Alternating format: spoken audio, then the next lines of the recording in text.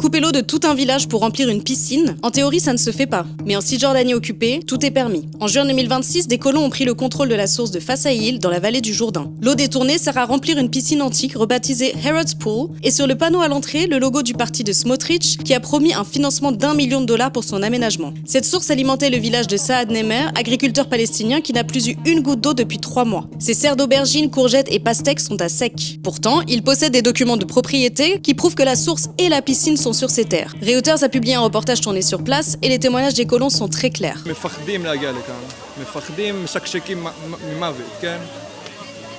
משפחה אחת של ערבים שתגיע לכאן פשוט תברח, כאילו, לא יודע מה האמת, אתה מראה מי החזק, מי בעל הבית באמת, אז פשוט הם יברחו כאילו בלי...